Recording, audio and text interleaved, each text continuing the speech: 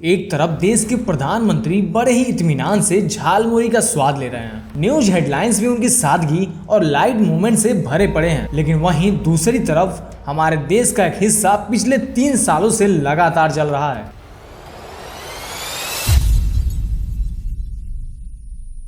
हाँ, 3 साल ये कोई छोटा मोटा टाइम नहीं होता।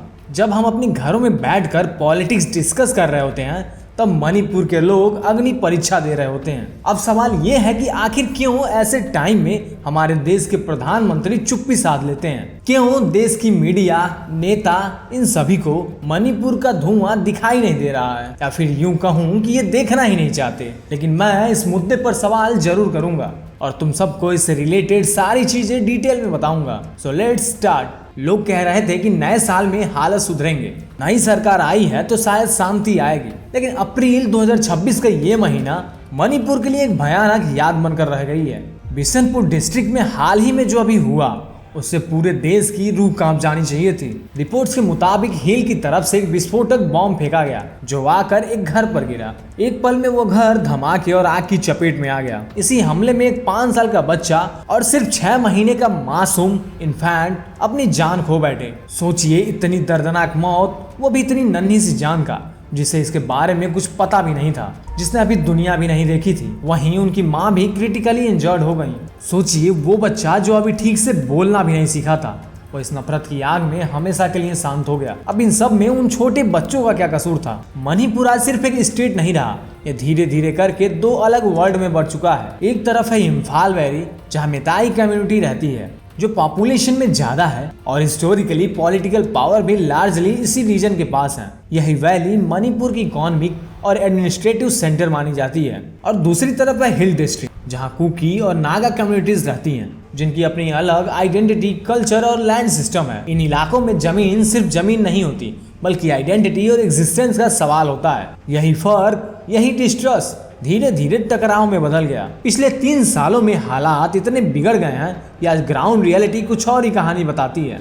लोग इसे अनऑफिशियल तौर पर डिफैक्टो पार्टीशन कहने लगे हैं। वैली और हिल्स के बीच अब सिर्फ डिस्टेंस नहीं, बल्कि डर, शक और नफरत की एक मोटी दीवार बन गई है। वैली के लोग हिल्स में जाने से डरते हैं और हिल्स के लोग वैली में कदम रखने से। हाईवे भी अब सबसे अनसेफ रूट बन चुके हैं। कॉनवे में ट्रेवल करना पड़ता है, सिक्योरिटी फोर्सेस की प्रोटेक्शन में निकलना पड़ता है, और जैसे तुम अपने स्टेट में नहीं बल्कि किसी कॉन्फ्लिक्ट जोन में सफर कर रहे हो। कई गांव खाली हो चुके हैं, हजारों लोग रिलीफ कैंप में रह रहे हैं, अपने ही घर से बेघर होकर। और सबसे डरावनी बात यह है, ये सारी चीजें अब इतनी नॉर्मल हो चुकी हैं कि अब ये ब्रेकिंग न्यूज भी नहीं बनती।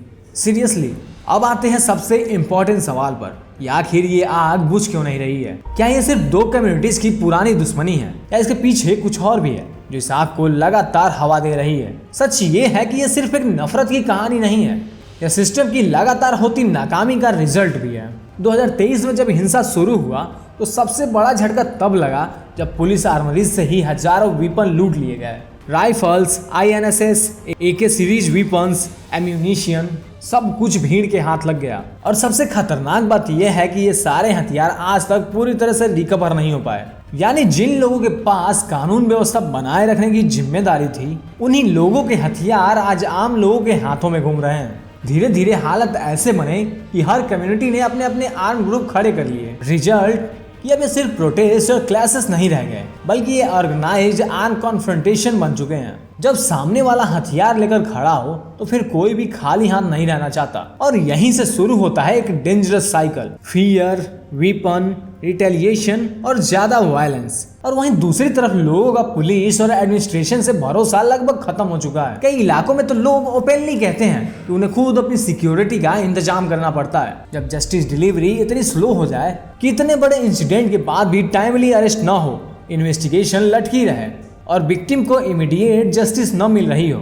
तो फिर लोगों को सिस्टम पर नहीं बल्कि अपने हथियारों पर भरोसा होने लगता है। अब बात सिर्फ सिक्योरिटी की नहीं रही, ये आइडेंटिटी और सर्वाइवल की लड़ाई बन चुकी है। ST स्टेटस की कंट्रोवर्सी, जिसमें मिताई कम्युनिटी को शेड्यूल्ड ट्राइब का दर्जा देने की मांग हुई। उसने हिल में रहने वाले ट्राइब के बीच डर का माहौल पैदा कर दिया कि उनकी जमीन और रिसोर्सेज खतरे में आ सकते हैं। वहीं दूसरी तरफ लैंड राइट्स का मुद्दा, जहां हिल्स और वैली के अलग अलग कानून और ऑनरशिप सिस्टम है, यानी एक तरफ इनसिक्योरिटी, दूसरी तरफ मिसट्रस्ट और ऊपर से हथियारों का आसान अवेलेबिलिटी, इन सब ने मिलाकर इस कॉन्फ्लिक्ट को इतना कॉम्प्लेक्स बना दिया है कि अब हर छोटा इशू भी स्पार्क बन जाता है और देखते ही देखते वो स्पार्क पूरे इलाके को आग में फिर से झोंक देता है। और शायद यही सबसे बड़ी वजह है कि आग सिर्फ जल नहीं रही बल्कि दिन प्रतिदिन फैलती जा रही है। एक तरफ हम विश्व गुरु बनने का सपने दिखाते हैं, लेकिन सच तो ये है कि अपने ही देश का एक कोना पिछले 3 सालों से जल रहा है और उसमें चुप्पी ज्यादा भारी है, बयान कम।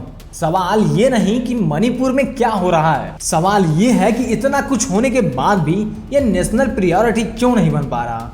क्यों हर बार हेडलाइंस बदल जाती हैं लेकिन मणिपुर की ग्राउंड रियलिटी वहीं की वहीं रह जाती है। क्या ये सिर्फ एक डिस्टेंट प्रॉब्लम बनकर रह गया है जहां एक्शन से ज्यादा ऑप्टिक्स दिखते हैं? मणिपुर की ये चीखें हम तक क्यों नहीं पहुंच रही हैं, या फिर हम तक पहुंचने ही नहीं दिया जा रहा? अगली बार जब आप टीवी पर किसी बड़े नेता को इवेंट करते या फिर झालमुरी खाते हुए देखें तो एक बार ये भी सोचिए कि उसी वक्त मणिपुर में कोई अपना बच्चा तो कोई अपना घर, कोई सब कुछ खो रहा होता है। ये कंपैरिजन अनकंफर्टेबल लगता है, लेकिन शायद सच हमेशा अनकंफर्टेबल ही होता है, क्योंकि अगर आज भी हम सवाल नहीं पूछेंगे तो कल ये आग सिर्फ मणिपुर तक ही नहीं रहेगी, शायद हमारे घरों तक भी फैल जाए। तो दोस्तों, मणिपुर की सिचुएशन पे आपकी क्या राय है? गवर्नमेंट और मीडिया इस पर ध्यान क्यों नहीं दे रही? कमेंट में आप अपनी राय जरूर बताइएगा। और अगर वीडियो अच्छी लगी हो तो वीडियो को लाइक और चैनल को सब्सक्राइब करके जाइए। फिर मिलते हैं नए वीडियो के साथ, तब तक के लिए देखते रहिए द एक्सप्लोर।